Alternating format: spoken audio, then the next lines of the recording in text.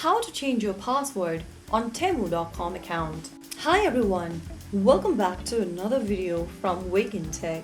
If you're trying to secure your Temu.com account or you just want to change your password, the process is quite easy, so let's jump in.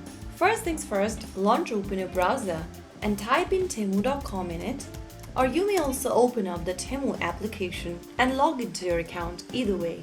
Once you're signed into the home page of Temu, go to the upper right corner and mouse over to your profile icon.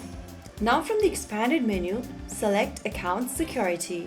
Find the password option and click on Edit right next to Password. To change your password, you'll need to enter your old password first. Go ahead and type it down. If you don't remember your old password, click on the Forgot Password link and follow the on-screen instructions. That way also, you can reset your password right away. I'm just gonna enter my old password since I remember it. And now, head over to the next field and enter the new password you want to change to. Finally, click on Submit and you'll be able to change your password right away for Temu. So that was super quick and easy, isn't it?